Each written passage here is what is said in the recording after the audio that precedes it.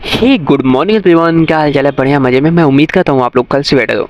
आप जहाँ कहीं भी हो, स्कूल कॉलेज या जॉब पे जा रहे हो या रेडियो जॉकी वाले हैं, तो निकलिए अपने हेडफोन नेक बैंड लगाइए अपने कानों में। तो चलिए इसको स्टार्ट करते हैं। तो आज हम आसाम के बारे में जानने वाले हैं। आसाम क्या, जैसे कि जानेंगे प्रशासन और जनसंख्या, आसाम की भूगोल और जलवायु, अर्थव्यवस्था, उद्योग, इन सब के बारे में हम डिटेल से बात करने वाले हैं। तो सबसे पहले हम जानने वाले हैं वो है ऐतिहासिक पृष्ठभूमि। असम का नाम सांस्कृतिक शब्द आसोमा का यह अहोम राजवंश से निकला है। प्राचीन समय में इसका नाम प्रागज्योतिष और कामरूप था। 600 साल तक अहोम वंश का शासन रहा है। मुगलों ने कभी विजय नहीं पाई यहाँ पे, कई बार इन्होंने ट्राई किया, नहीं मिला। ब्रिटिश काल में डिगबोई देश का पहला पेट्रोल पंप स्थापित हुआ।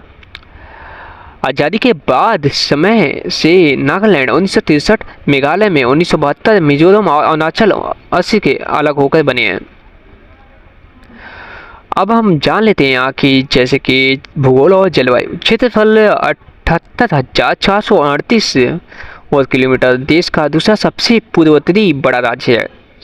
सीमाएं उत्तर में भूटान और अरुणाचल, पूर्व में नागालैंड और मणिपुर, दक्षिण में मेघालय और त्रिपुरा, मिजोरम, पश्चिम में पश्चिम बंगाल और बांग्लादेश है। ब्रह्मपुत्र और बराक नदी की घाटियाँ, मंजुला दुनिया का सबसे बड़ी नदी द्वीप। अब जलवायु और उष्णकटिबंधीय मानसून वर्षा वर्ष भर भारी वर्षा और उच्च आर्द्रता पाई जाती है। अब हम जानते हैं प्रशासन और जनसंख्या। राजधानी दिसपुर सबसे बड़ा शहर है। गुवाहाटी 35 जिले हैं। 2025 के मुताबिक 126 विधानसभा सीटें हैं। जनसंख्या लगभग 3.12 करोड़। 2021 के अनुमान के अनुसार भाषाएं आसामी, आधिकारिक बंगाली, बड़ौद, हिंदी और 30+ आदिवासी भाषाएं यहाँ पे बोली जाती है। और धर्म के बारे में जान लेते थोड़ा सा। हिंदू 61% और मुस्लिम 34%, ईसाई और बौद्ध, जैन आदि भी पाए रहते हैं यहाँ पे। अर्थव्यवस्था का और उद्योग के बारे में जान लेते हैं। चाय, आसाम की चाय दुनिया भर में प्रसिद्ध सबसे बड़ा चाय उत्पादक क्षेत्र है। तिलहन, जूट, रेशम, मछली पालन, बांस, कागज और उद्योग डिगबोई देश के प्रथम पेट्रोल पंप, सीमेंट उद्योग, खाद्य प्रसंग, बागवानी। पर्यटन, आसाम पर्यटन, वन्यजीव यात्रा, धार्मिक स्थल। अब हम जान लेते हैं यहाँ की सांस्कृतिक परंपराएं और जनजातियाँ। आसाम में भिन्न भिन्न जनजातियाँ, बड़ो, कचरी, कर्बी, मिरी, मिसमी आदि।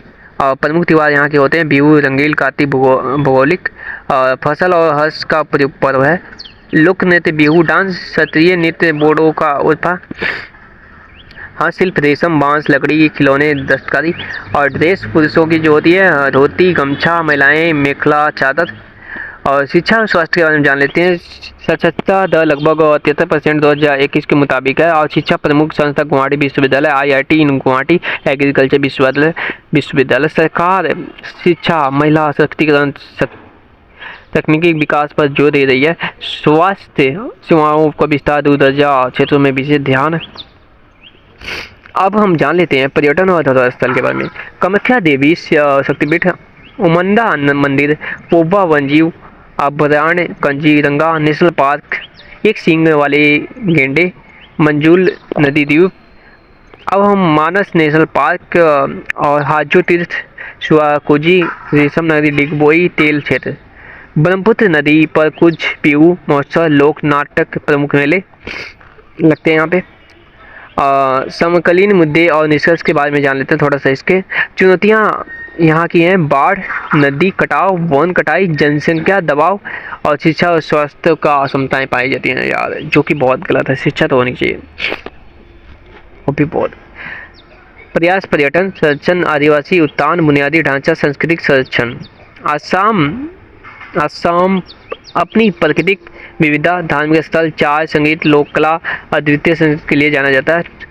आशा है कि इस यात्रा में आसाम की विविध पहलुओं को, इतिहास, संस्कृति, परिवर्तन और जनजीव को जानने का, समझने का अवसर मिला होगा आप लोगों का। Thanks for watching guys, bye bye. ये क्लिप आपको अच्छी लगी हो तो लाइक, शेयर, कमेंट वगैरह कर दो। और हाँ, तो आप जहाँ कहीं भी हो अच्छे से अपनी फैमिली के साथ मस्त रहें और लाइफ में कोई साथ देना दे, आपकी फैमिली साथ देगी। और कुछ ही सोते हैं कि कुछ फैमिली में नहीं होते। तो thanks for watching guys, bye bye, take care. अपनी फैमिली के साथ रहें और फैमिली का ख्याल रखें। आपके जितने भी करीब दोस्त हैं उनका ध्यान है। अपने लाइफ और गोल पे फोकस करें और लाइफ में कुछ अचीव करें। और छोटे छोटे कदम आपके आगे बढ़ने में बहुत मदद करते हैं। तो आप रुके ना, क्योंकि ठहरा हुआ पानी से बास आने लग जाती है, चलता हुआ पानी हमेशा सुगंधित और चमकता जाता है। Thanks for watching guys, bye bye, take care, अपना ख्याल रखेंगे, बाय। मैं उम्मीद करता हूँ